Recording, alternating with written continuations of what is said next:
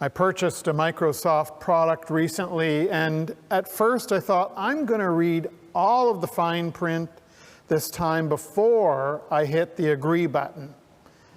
But by the end of the second page of fine print that I think was put in size 4 font, I did what I usually do. I scrolled right to the end of the document, hit the agree button, even though I know somewhere in there it says Microsoft can change the terms of the agreement at any time they deem necessary.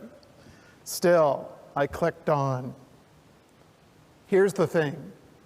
Israel, as you heard, wants a king.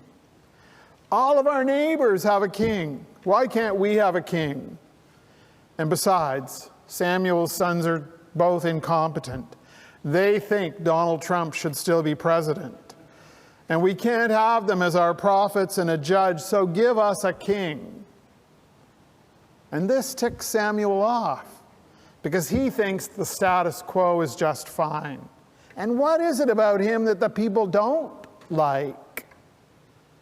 But God intervenes and says, Samuel, it's not you they don't like, it's me. Give them a king, but I have no interest in listening to them anymore. And oh yes, before you hit the agree button, read them please, the 9 verses of consequences of having a king. So Samuel dutifully reads all 9 verses to the people. The king will take your sons and your chariots, will take your harvests and your vineyards, take your daughters and your bakers, take your slaves, your cattle and your donkeys, and friends. At the end of the day, the king, if you choose to have one, will make you slaves, and you will go crying and screaming back to God, and God won't be listening. So who votes to proceed? All hands went up. We want a king. The consequences be damned. Historians are clear that most people within Germany and Allied intelligence knew that the Holocaust was happening. Jewish communities could not be removed and people killed without widespread knowledge that this horror was happening all around them. 6 million Jewish people disappeared from Europe during the war. You don't miss that many people without knowing that an atrocity, a Holocaust, is underway. The consequences of a pure white race policy had only one outcome. There's a fair bit of excitement right now over the transformation of automobiles into electric vehicles, away from our carbon-consuming modes of transit over potentially the next 10 or 25 years.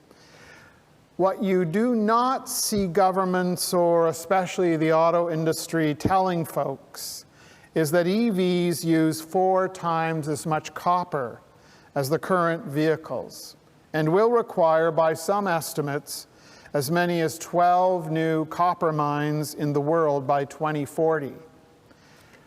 Goldman Sachs newsletter is salivating about this. The mining industry newsletters are absolutely salivating. But opening up 12 new extraction sites will have terrible consequences for the earth and for the people who live nearby, and quite likely for the planet. In Saturday's Post-Media newspapers, former hockey goalie star Ken Dryden asks, when will hits to the head stop in hockey? Because they're clearly causing concussions, many of which mean that a player never returns to the game. Dryden says that sports commentators know that head hits have to stop. He says coaches and GMs know they have to stop. Owners know they have to stop. The league and Gary Bettman know that head hits have to stop. Players know that they have to stop. But everyone is turning a blind eye to the consequences. Israel knew what would happen if they got a king they so desperately wanted.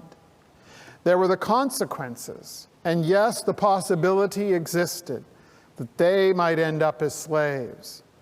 But hey, look around us. Everybody has a king, and we want one too. Who cares about the fine print? This is just the way you play the game. The most curious part of this text for me is God's unusual response.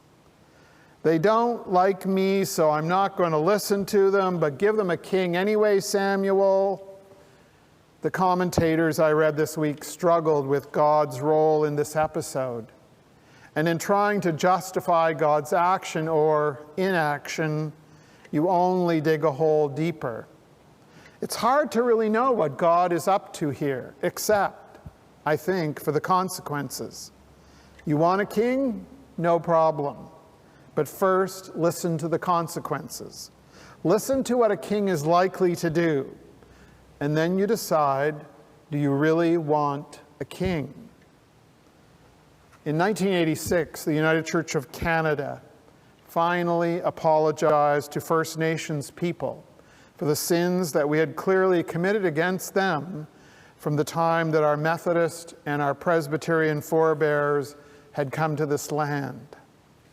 As our moderator, Bob Smith, said at that time to the elders who were gathered around the sacred fire in Sudbury, "We tried to make you be like us, and in so doing, we helped destroy the vision that made you what you were."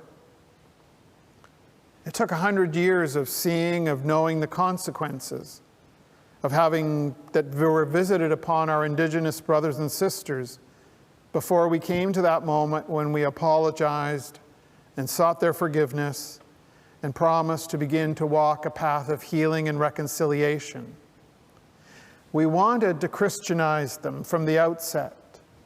And even though there were moments and many times when we could see the consequences, we kept going because we wanted a king, and the consequences be damned. The deaths of such innocents in Kamloops Residential School has really highlighted what we already knew. The Truth and Reconciliation Commission reported 6 years ago and highlighted the fact that as many as half of the children who were forced into residential schools never made it home, and asked government to act. The survivors knew, the churches knew, the government knew the consequences. In 1907, Dr. Peter Bryce reported to the Government of Canada that between 1/4 and 1/2 of children in the residential schools were dying of tuberculosis and starvation. And the government and the churches did absolutely nothing, not a thing. And so I pray with all of my heart that now, in this time, our government and our churches, most especially the Roman Catholic Church, aren't just trying to wait this news out. There are consequences, and we need more than ever to address the horror which we have caused. Israel so wanted a king, so wanted to be like their neighbors, that when Samuel conveyed God's word about the consequences of having a king, and even when it sounded like someone who would want a king was going to make it bad, the nation still went ahead and demanded that we have a monarch. And what happened? Well, Israel then suffered through 400 years of unruly, divisive, and what were ultimately destructive kingships. And you have to wonder, if anyone ever stood up in temple at Sabbath worship and said out loud, "Look at what has happened. God got it right. There are consequences." And yet everyone, including the temple priests, closed their ears and shut their eyes. And how often have we been in that place? And are we there right now? May God indeed have mercy.